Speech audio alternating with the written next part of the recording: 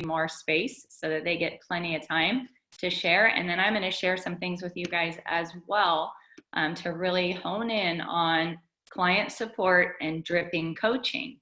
And we know that those two trailers are pretty tightly hitched there, right? It's hard to have coaches come out of a poor client situation, right?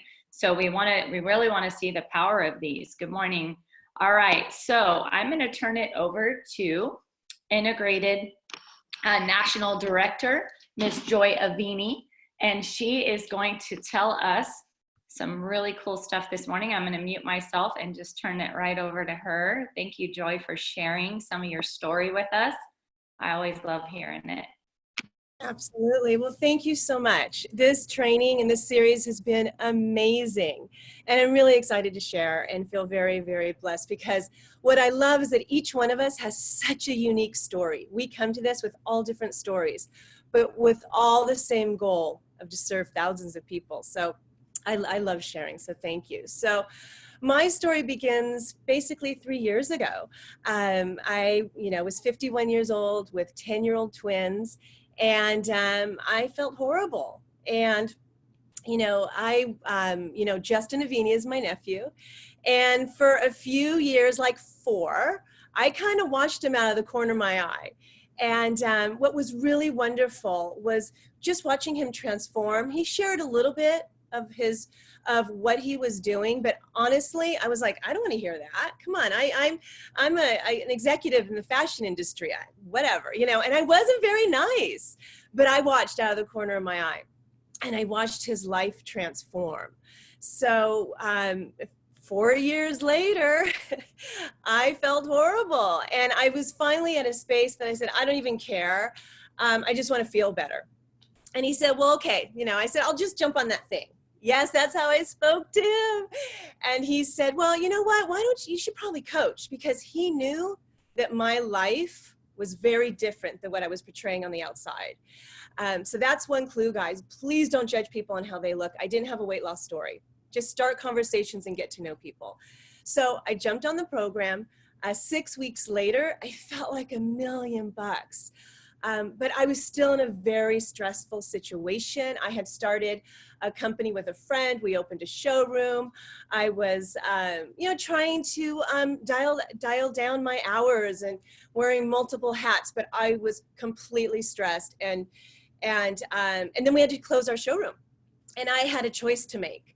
I could either go back to work full time. It was very easy for me to jump into another company, but that meant me flying every month to New York, or I could take this and build it and stay home with my children full time. And I said, okay, I made a decision. And that was the decision 3 years ago, that I was going to build a business and stay home with my children and serve people. So I know we talk about running to ED. My story is a little bit of a consistent daily stroll to ED.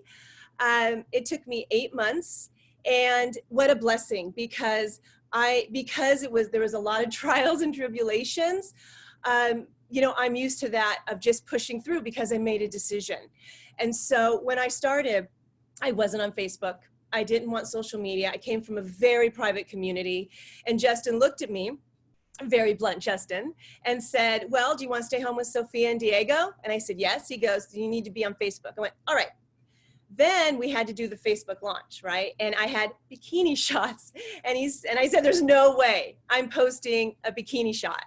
And he said, do you want to stay home with Sophia and Diego? I said, yeah. So I posted my bikini shot, and there was a lot of interaction. Okay, I'm a room parent. I'm on the board at school, my elementary school. I was mortified, but my decision was I wanted to stay home with my children. So I had a lot of interaction, like, 200 comments. It was great. But someone posted a comment I didn't like. So I thought, I'm going to delete that comment. I deleted my whole Facebook launch. Did not get one client from my Facebook launch, guys. Okay? But that didn't stop me, because my why was so strong. I made a commitment to myself. I made a commitment to my children. We had a pact. I told them what I was building, and I was never going to break my word to them.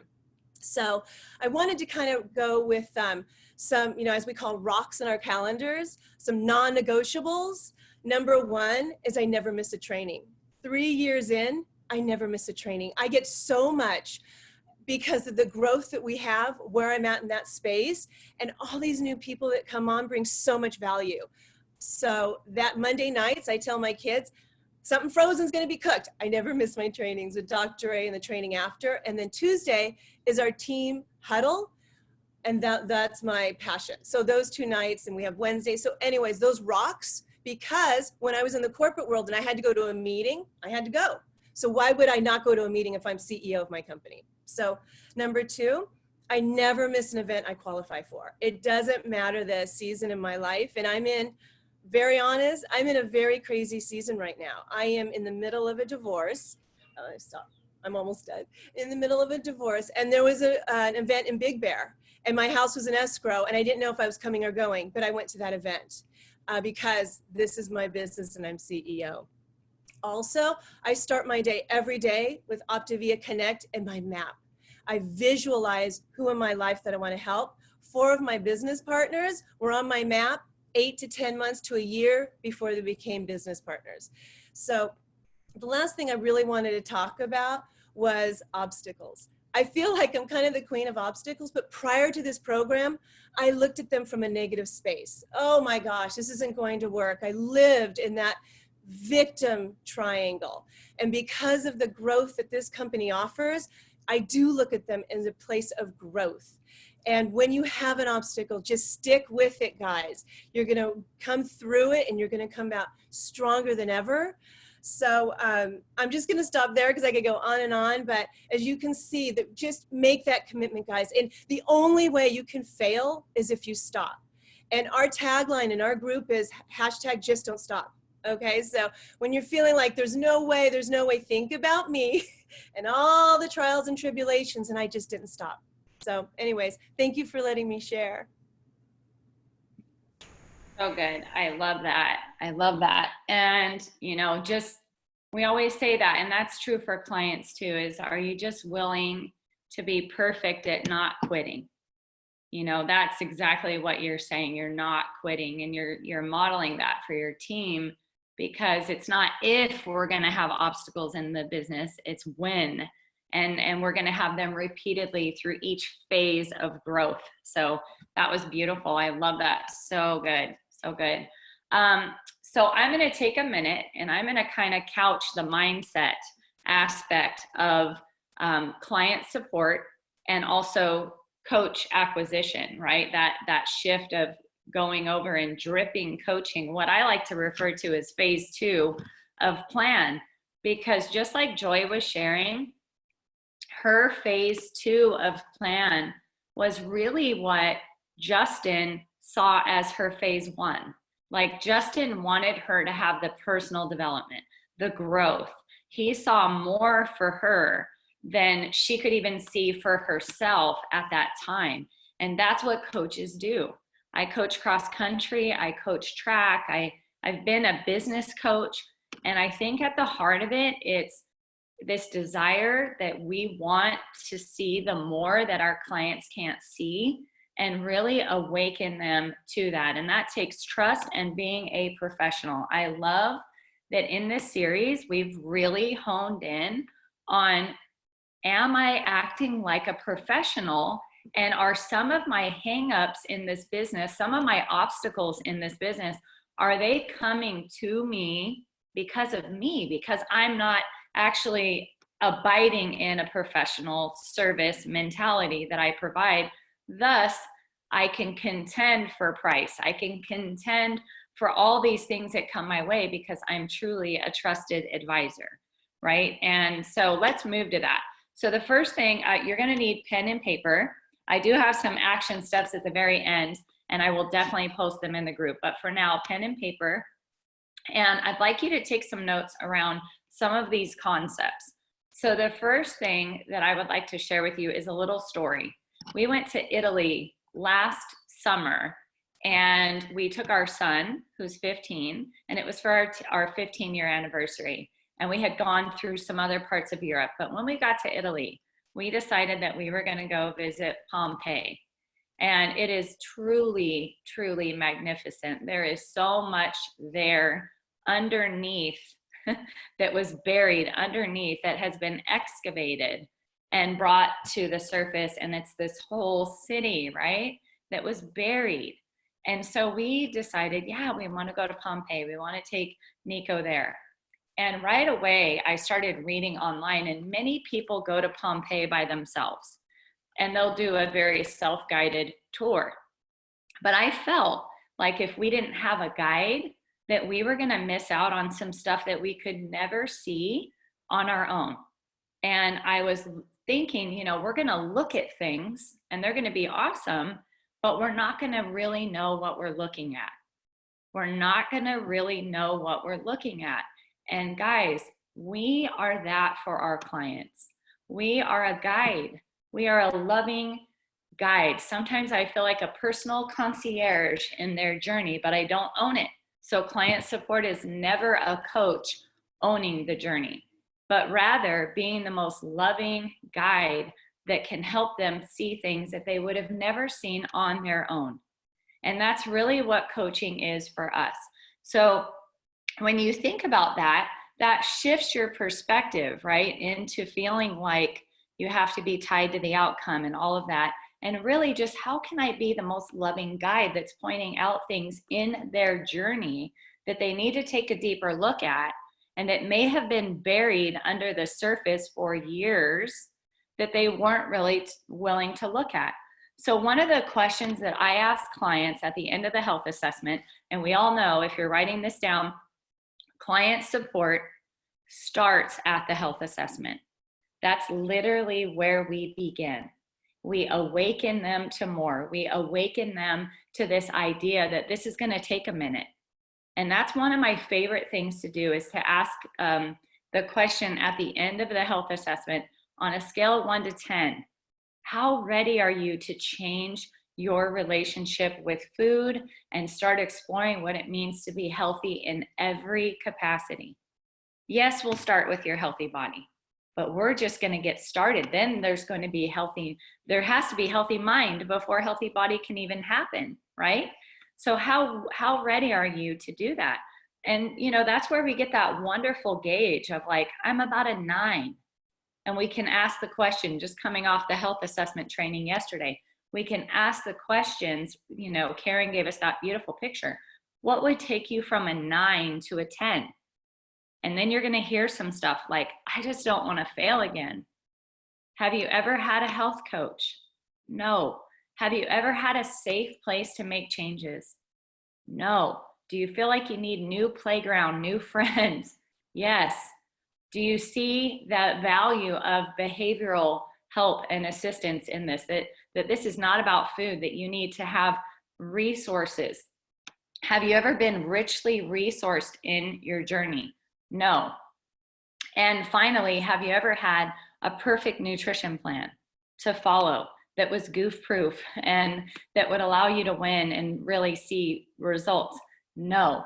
Well, then we really can't fail, can we? Because you've never done those 4 things and we're about to do them. So imagine the different outcome that we're going to have. So that awakening and integration from the very beginning, setting the expectation that this is not a diet and we are not just after a healthy body, because that would be a 3-month experience perhaps for many of our clients. And we want to guide them through what? We want to guide them through this life book.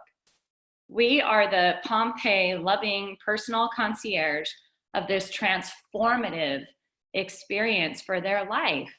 We are not food cops. We are not here to talk about food. One of the things that I wanted to share with you is if we talk to people about their food intake, we never get to talk to them about their life. And their life is where we want to connect with, because that's ultimately where they're going to have breakthrough and they're going to have permanent shifts that take place that allow them to keep winning. So do you think that as a team, we could do a better job just framing that we're a professional guide of this resource? This resource is comprehensive. It lacks nothing. And we don't have to be perfect at knowing this, but how fun is it to ask clients a question like this: how long have you been struggling in these areas? And when they say, a long time, Rachel, since middle school. I mean, I don't really even know when all this started and these coping mechanisms came in, or the Clean Plate Club, or the this, or I really don't know how long. And then I love to ask them, has it been more than 10 years? Yeah, yeah, every bit of 10 years. Or since I had my first child. Wonderful. I say that because then I tell them, do you think it's reasonable? This is the vision casting and the framework of the house that has to go up before you guys start building your house, is you have to help them to see that this is not going to be quick, and that they're going to need all 4 components, and that you're their loving guide. So I love to tell them there are 26 elements that we are going to unpack. Each of them will take about 2 weeks for us to do that. 2 weeks times 26 is 52. We are going to work together and get you to your optimal well-being, or at least very much started on the path, for a year. For a year. Is it reasonable if it's taken 13 to 15 years, battling? Is it reasonable to invest in yourself for 1 year and let us unpack everything, so that this is never going to have to result in you doing a diet or anything extreme again? I'm offering you transformation. So are you, in your mind, are you couched there, right? And if you're couched there, you'll speak from there, and the client will attach to that. So now you've got this, from a business perspective, you've got this stable residual income, and they're placing their orders, and they have settled in. They've strapped on the seatbelt and settled in. They're not thinking about do I have to order next month? Well, of course you do.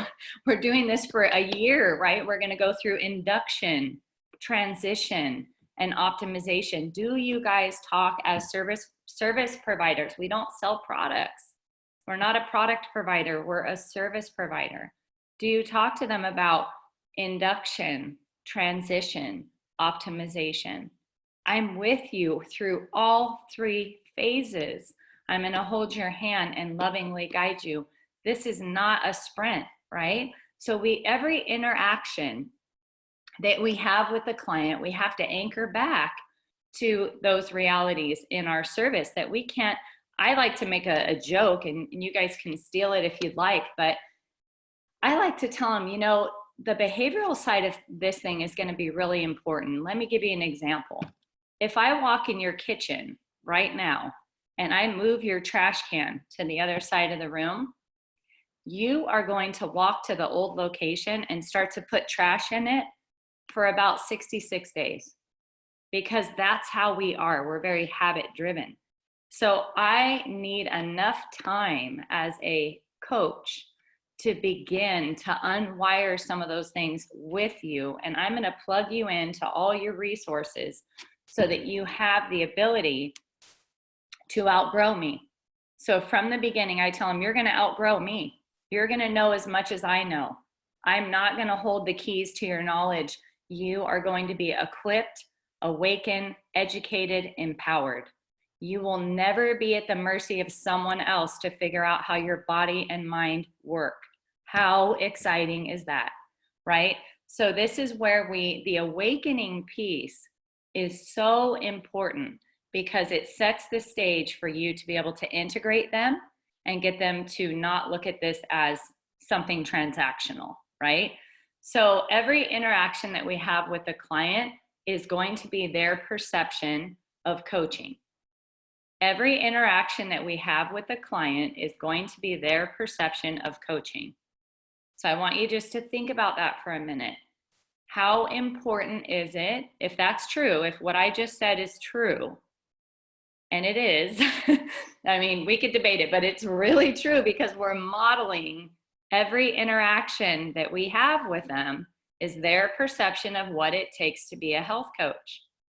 So now, if I have all these extras that I'm doing, but I'm avoiding the basics, right? I'm avoiding the basic support mechanisms that we have, that checklist of the welcome email and adding them to their client support pages and welcoming them in there and making sure they get that warm welcome from their new healthy family. Sending those, those text messages days 1 through, making sure you get a picture of that lean and green just to coach it and letting them know we're only going to talk about food this first week, a little bit. And then after that, we're going to get to the heart of the matter. What's really going on? Because it's never about food. I put that hashtag in my post all the time. Hashtag it's not about food, because it's not. It's about the stressful commute, the faulty relationships, on and on and on, that the life book can offer them that shift. So we can't have different service models in this business. And imagine how unfair that would be. That was really one of my main points that I wanted to share with you guys today, is if my service is different than your service, is different than Susie's service and Mary's service, how will that hurt the whole of us? Number one, consistency in a brand is paramount, right? We can't have one client going, well, I didn't get that. And I didn't get this text, and nobody talked to me about a life book. Matter of fact, I don't even know about a life book. And now I'm in this client support page and everybody's talking about all these takeaways and I don't even have a book. Like, just put yourself back in that client's position. And how do you guys feel as a consumer when you hear about someone having different levels of service than what you got or your friend got? You feel cheated, you feel slanted. And that second most important piece is when they coach, they won't know what to do.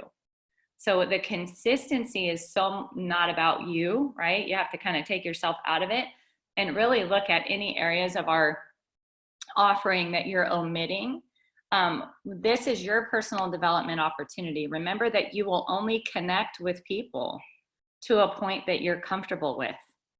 So if you're uncomfortable with certain connection points, that's your area of opportunity to grow in and to advance in your own journey, because we're all clients, right? We're all clients before we're coaches. And so that's one thing that's very important. Don't be extra without being basic. I say that a lot. And the basic is following the process for supporting a client, making sure that they have all of their 4 prongs of integration. If those pieces are tough to talk about, practice them. I love to have our newer coaches practice the 4 pieces and the 3 phases of plan. You're gonna have me as your one-on-one coach. I'm here to lovingly contend for your why, but I don't own your health journey. But I'm going to support you every step of the way and make sure that we don't rely on faulty thinking that got us here in the first place. I'm going to put you in a safe place to make changes. You're going to love your new healthy family. You're going to have a new playground, new playmates, new life. Number 3, we're going to make sure that you work through these issues that have been under the surface for a long time. 80% of your thoughts are subconscious. I'm going to make sure we consciously work in your life book so that those things no longer impede you. And lastly, we're going to dial in your nutrition plan and get you completely set up with a solid nutrition plan. And, I talk about food about that much. So if you're not comfortable with those things, practice with your mentors, practice with people on your team so that you become increasingly knowledgeable in those areas. Let the client know this is a journey of self-efficacy. You're going to outgrow me. There's going to be a phase 2 of this plan where you get to do what I'm doing. We're not going to talk about that today, but you're going to love it because it's reverse engineering this plan. And as well as I do that when you teach, you learn. So I'm so excited. We'll be talking about that every step of the way. But right now, let's focus on getting you in that, mild fat burn and getting you feeling good. And then we'll hit that soon, right? So they're going to outgrow you. So a couple things that I want to hit before I turn it over to Miss Kelly is there's some pieces of client support that I really want you to kind of think about. Jamil was kind enough on Saturday to take an hour of his night and really sit with us and go through some of his actual client support threads, which were fantastic. And boy, do I have a lot of areas of opportunity in terms of leading the client out of fear. You know, I think I took some keynotes, and there's no need to reinvent what he did. I'm going to share some of this stuff with you, some of the nuggets from that call if you were not on it. The first thing is integration for the client is a circle of trust. So if a client is not integrated, they are outside of the circle of trust. They're not experiencing our true service. They will never speak about it from the mountaintops because they're just doing the food. So when you integrate clients, I want you to think about the fact that that is a circle of trust that you're putting around them, that if not, they're very vulnerable, right? They're going to falter, they're going to get hurt. So that's the first thing. Lead the client as a hired professional. We've talked about this a lot, but think about it this way. A coach is not, we're always asking the client what they want to do. So I want to go back to that. We can't coach someone to something that they don't want to do. So every interaction where you get resistance, you need to go back to the health assessment and ask them, is this still what you want? Right? Always go back. So why does Dr. A have them write down what they want in element 1 and drop the anchor on their why? Why did they order their kit? Why did they call you? Why are they here?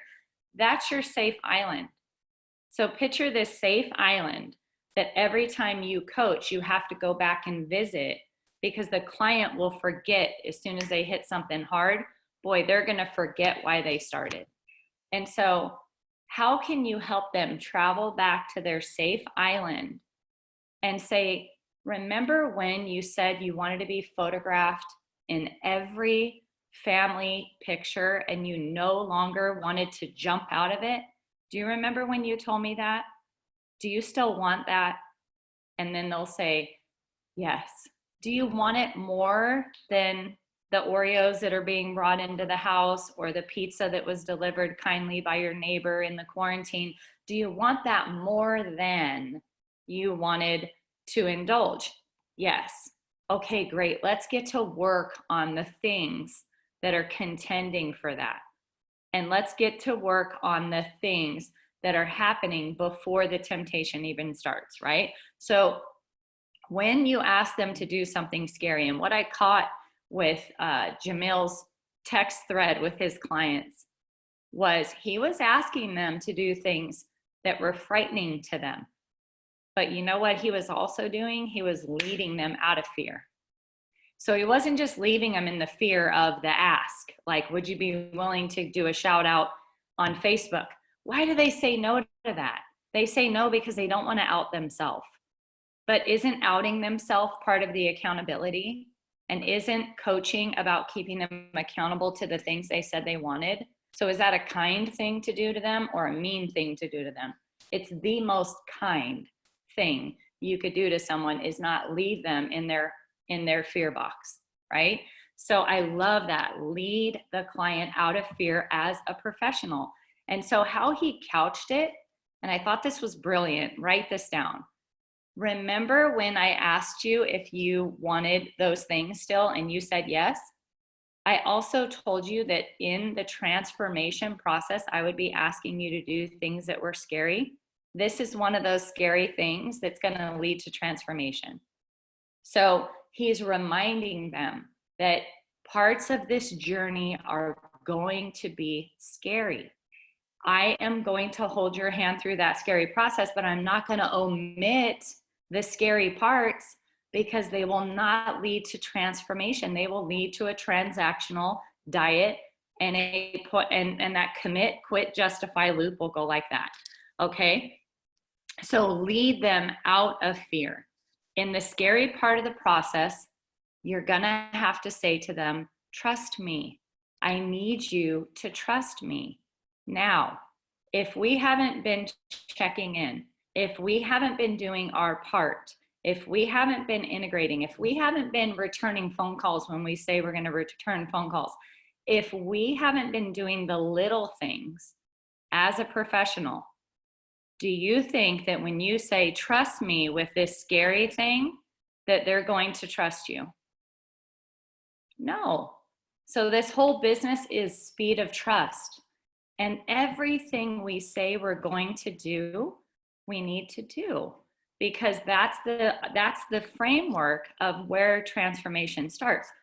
And speaking of trust, this is probably one of the hardest things to talk about, because, and I'm just going to be unplugged, and I offend it. So like when you see mentors on these calls be unplugged, it's because they have offended it and they have been hurt by it, and now they're willing to share the offense for the greater good.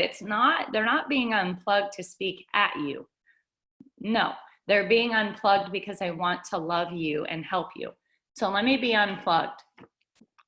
If you're not in this book 5 to 6 minutes a day as a client, you're a client and you're a coach. But if you're not working through this, then the only thing you can talk about is food. And food got them into trouble.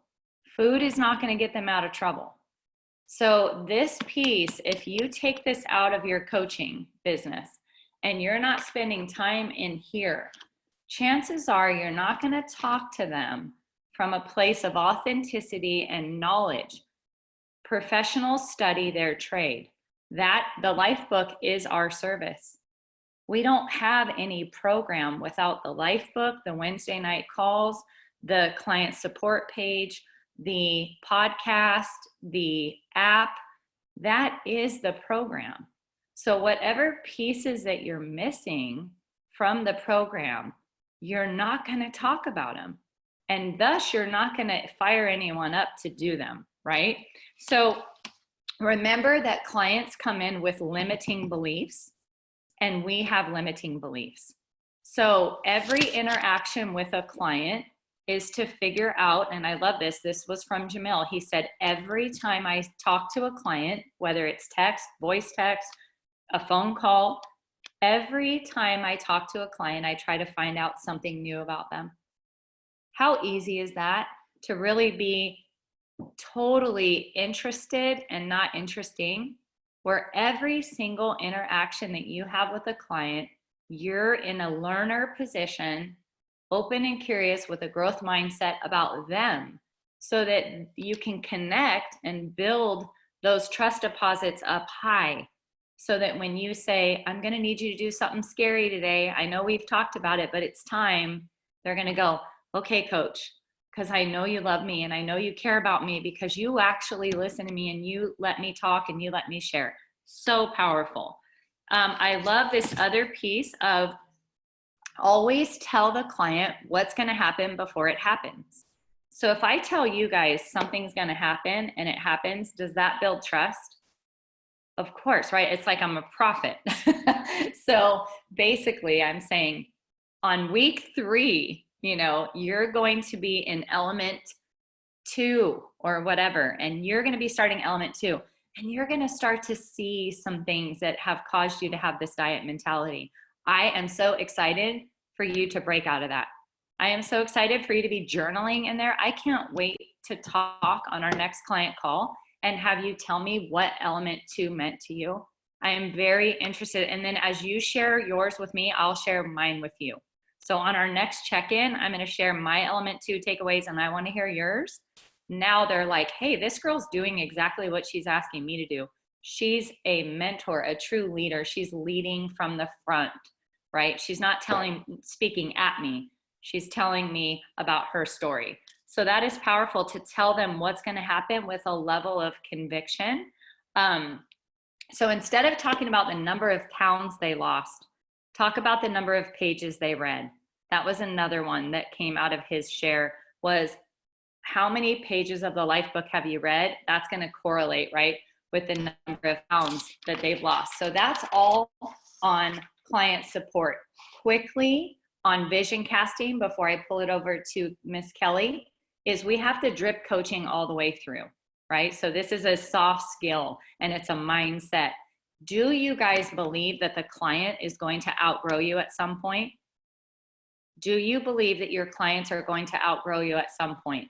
That would be the mindset that has to happen. Do you believe that phase 2 of this plan, paying it forward, offers more growth than phase 1, taking it in? These are belief systems. These are limiting beliefs. If we don't have these breakthroughs, we're not going to drip coaching, because we don't even believe what we say. So those are some gut checks. Do you believe in reverse engineering? So like as you teach something, do you guys get stronger in that subject? If I said, teach me, third grade math, like, does it reinforce it? Yes. So when we're teaching, we're growing. So is that something that you believe in? So I always tell clients there's two ways that you're going to get to pay this forward.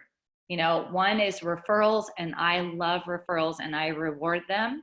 And you're going to feel a sense of a sense of deep fulfillment just by sharing what's working for you with your friends. And they're going to notice anyway.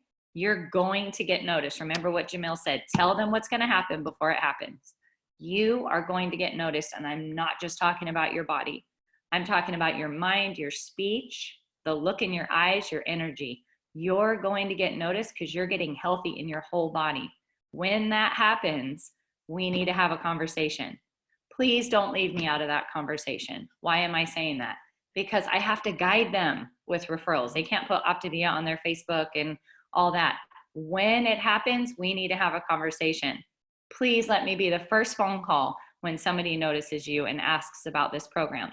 So dripping coaching is awesome. One other thing I would say about that is ask them, are you valuing my coaching? Do you guys ever ask how you're doing with your clients? Do you ever ask for them to evaluate you as you're evaluating them? That's speed of trust, right? How am I doing? How am I doing as a health coach? Now, if they say, well, I really just need more help with the food, and you're doing great, but I'm just bored with my eating. Boom, client support page, Pinterest. That's not me. I'm not food. Make sure you reset that expectation. Oh, I'm only food talk week 1.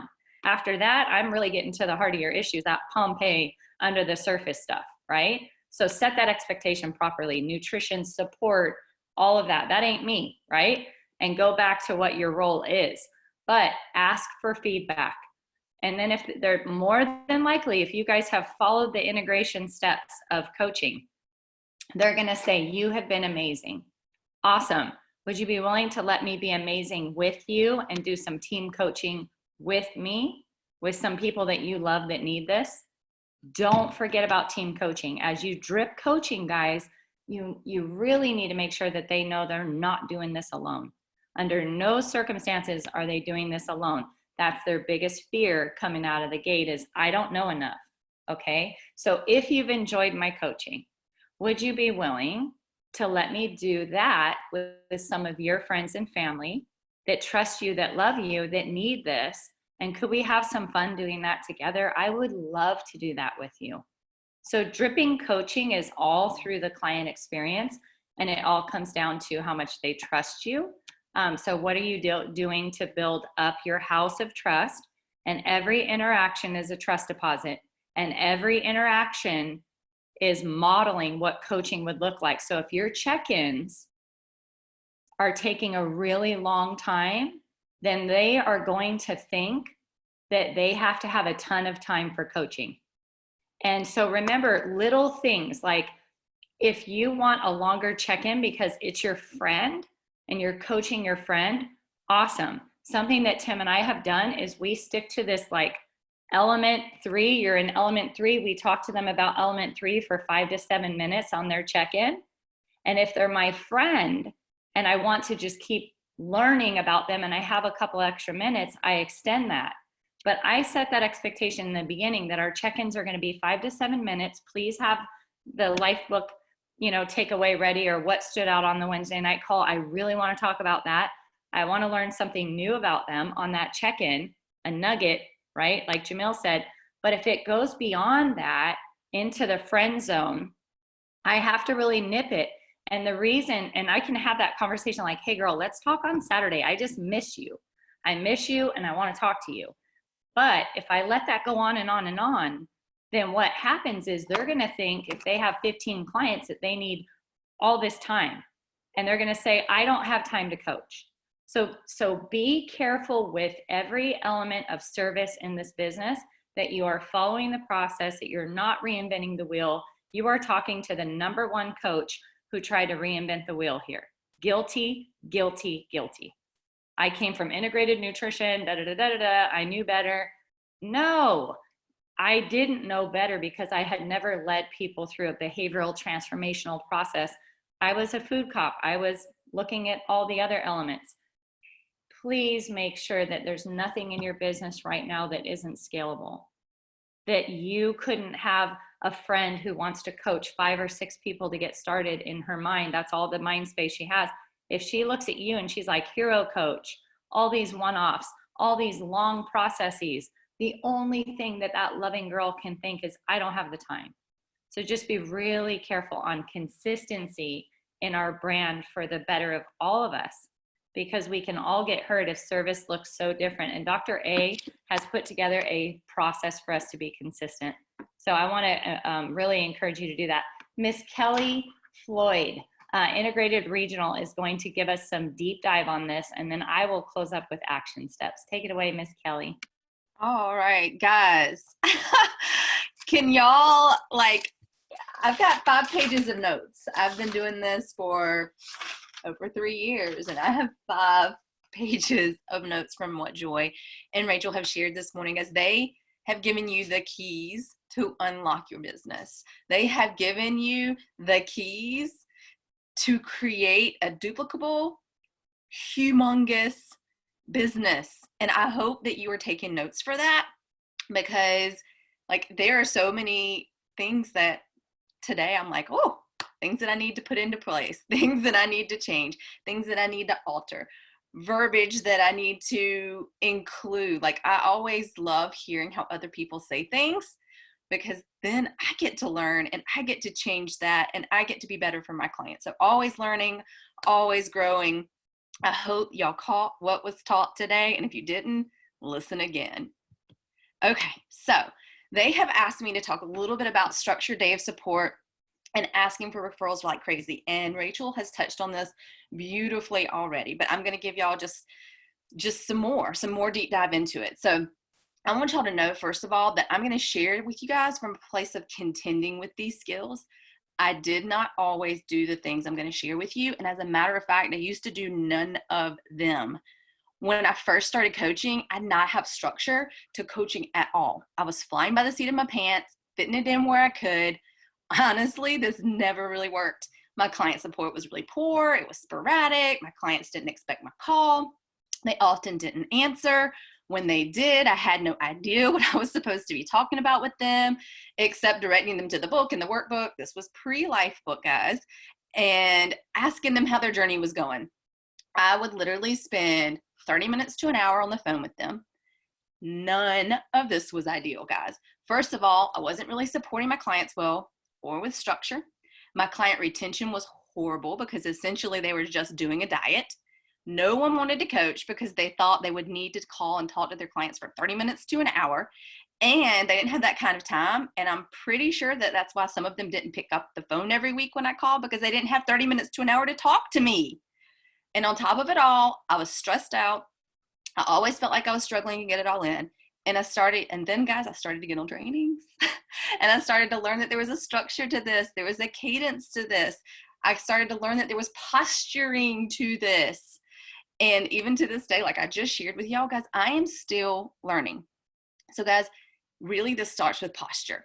I posture the heck out of client support. I make it just part of the process of their journey. I start this from the health assessment.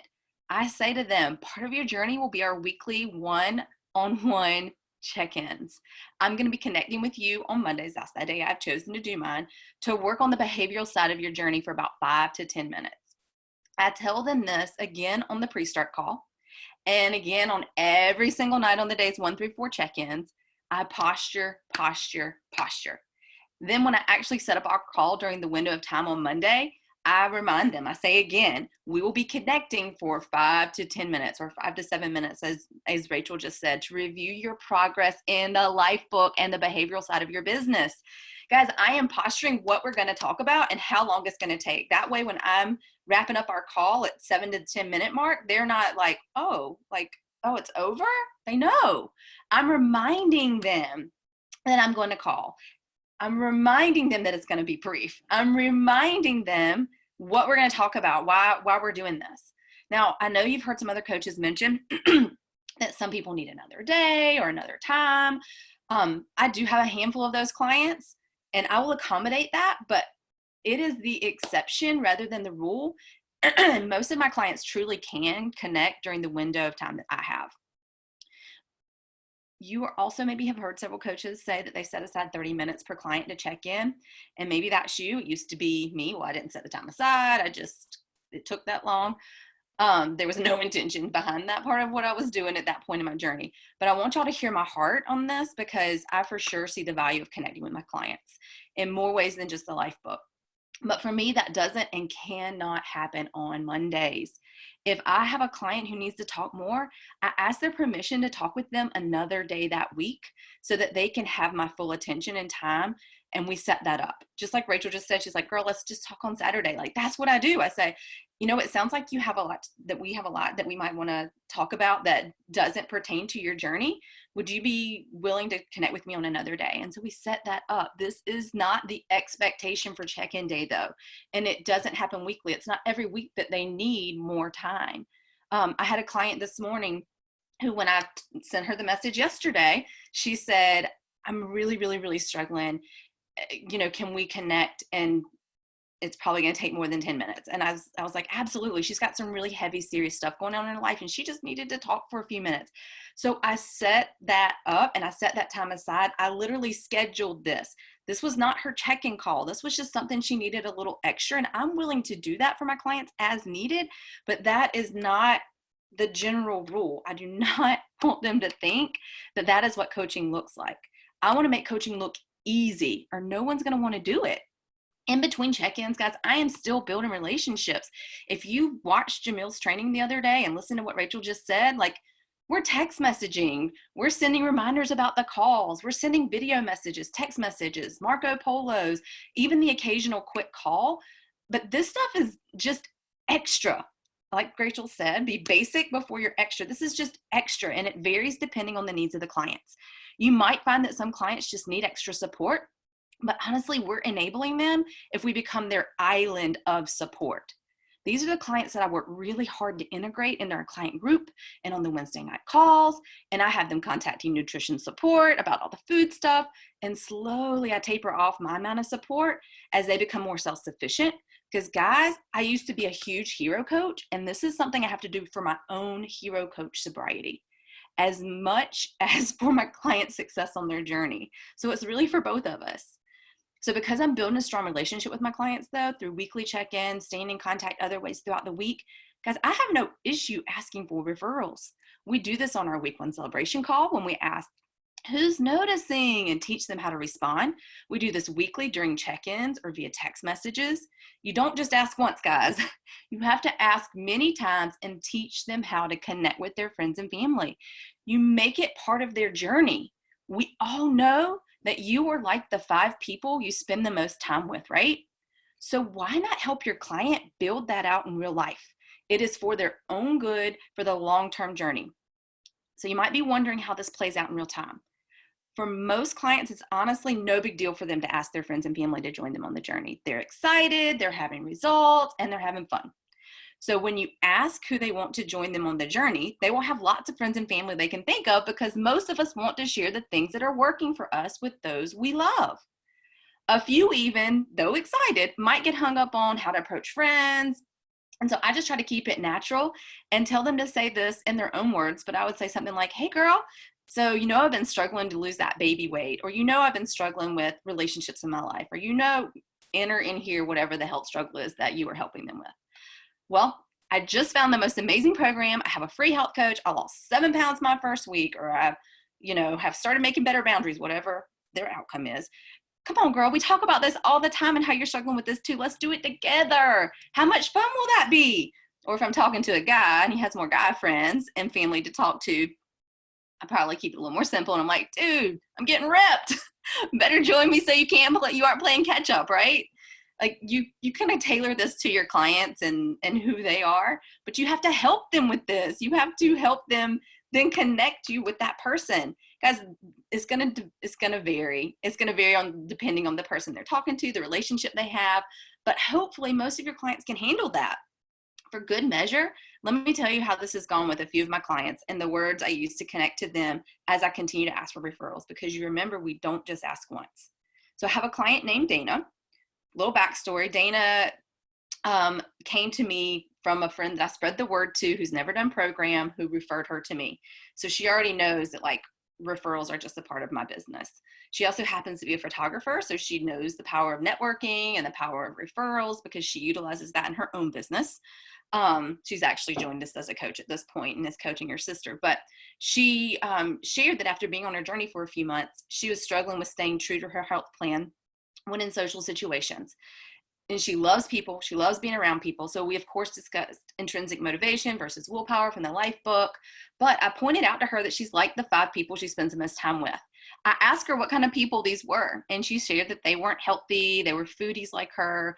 And I asked her if she thought it might be easier to stay true to program while learning and strengthening the behavioral tools she needs to develop if she had friends doing this with her. So I asked her a question, and she said, absolutely.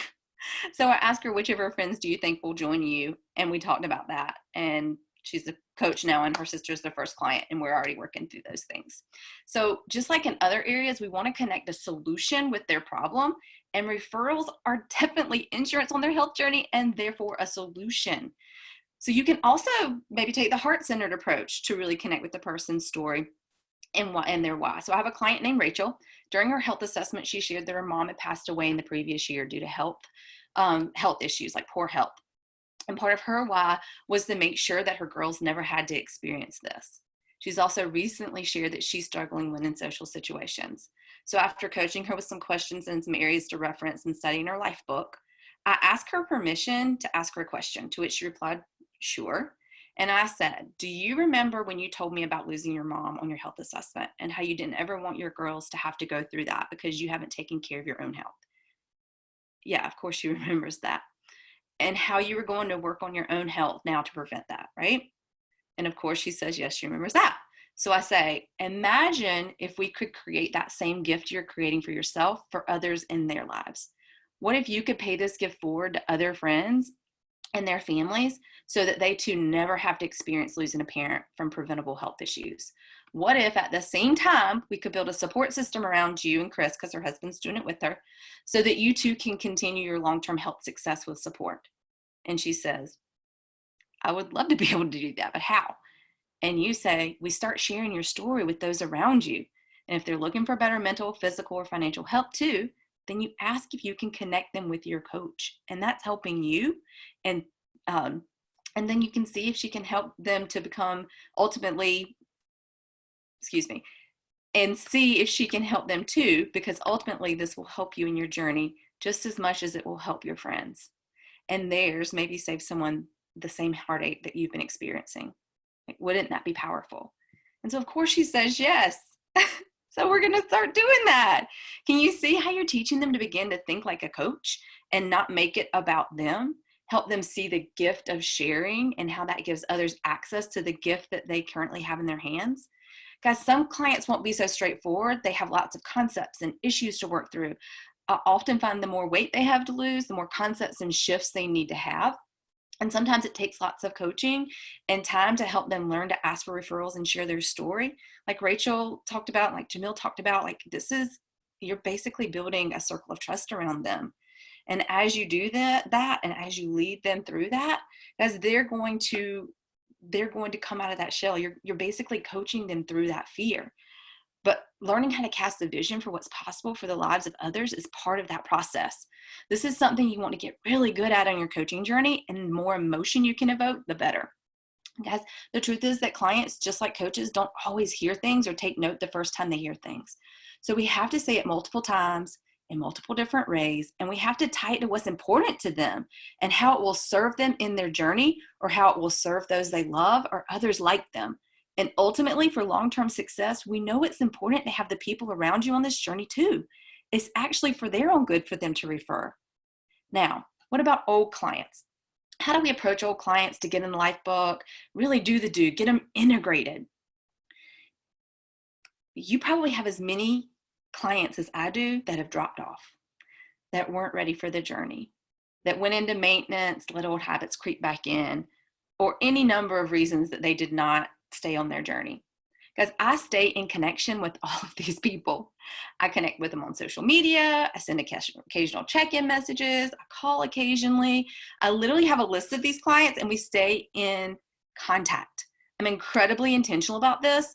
And because I'm intentional and my heart is just to serve these clients in whatever way they need, lots of them rejoin me for their journey. There are several times of year that clients tend to rejoin in larger groups. One of them is right now because we have an incentive going on, but another time might be around the holidays. I often posture this to them by saying that clients often find the need for extra support during the holidays, and I'd be glad to offer them that support with tips, or if they wanted to clean up habits and get even healthier over the holidays, we can coach them on one of our programs. And it helps a lot if I happen to also be in fat burn at that point myself, because I'm living out loud a whole different way then, it feels like. But honestly, I have clients rejoin me throughout the year, all of the time. And when they send me that message, because that's usually how they approach me for Restart, I always set up a time to hop on the phone and revisit their health goals and their why. I want to be sure that we pick the right plan, but mostly I want to dig deep into their why and connect with that why. I want to show them how the Life Book can help them achieve their why and begin to get their buy-in to this part of their journey. I'm again providing solutions to their problems using the Life Book. Too much stress, no way to handle it? Oh, elements 4, 5, and 9 will be your friend. Trouble with sugar addiction, food controlling your life? You'll love element 16. Your environment isn't supporting your health journey? Element 7 would be a great place to start. I listen to what they're struggling with and I show them how we have the solution in the Life Book. With Restart clients, it's really simple. They have likely done this as a diet previously, maybe because I didn't do my job, or maybe they didn't buy into this part of the journey. But they know it didn't work because they didn't actually change. And here we sit in the same position they started in the first place. I make the Life Book valuable to their journey. I'm also incredibly excited about the Life Book because I'm in the book and I know what it's done for me in my journey. I get their buy-in. We talk about why they think this might be valuable. We relate it to what's important to them and how it might help them achieve those goals. Guys, I reference specific elements as I just shared. When things come up, I continue to send them to the Life Book and the podcast to help them with the issues that are coming up. I'm showing them the tools so that they can take responsibility for their journey. Getting buy-in from your clients helps them take control of their own journey. It's incredibly powerful. When I'm beginning the relationship with the Life Book, I reference element 3, and right then and there, we create a goal for working in their Life Book that fits in their life and that they cannot fail with. Since they pick the goal, it's easy to get their cooperation. I'm not telling them what I need them to do. I'm asking them what they think they can do. Then we create a habit loop together for that goal using tools from element 3. We want the Life Book to be just as much of a habit as eating every 3 hours and drinking their water. They need to do this without thought. This also gives me the opportunity to posture that we will be together for the next year working through the Life Book. Rachel just taught us earlier in this training, and she taught it in a Reset training, that we postured this. We're going to be together for the next year. Can I tell you that posturing this in this way, you don't get a lot of pushback? And can we talk about client retention if you set that expectation even beyond the transformational part and into optimization? Guys, you will be continuing to help these people for a year on all those behavioral things that they need to change via the Life Book. This is really hard to posture and do well if you aren't in the Life Book. Sure, we can coach our clients and be behind them in the Life Book. We have this beautiful Cliff Notes version with great questions in the form of the coaching guide. But I'm betting that you're going to have a much easier time connecting with your clients and building a relationship with them on their journey if you too are walking the journey in the Life Book with them. And a client in the Life Book is also a client that is easily integrated. And it shows them, and they show themselves as a coach very, very quickly. So in summary, let's get structured and intentional with client support.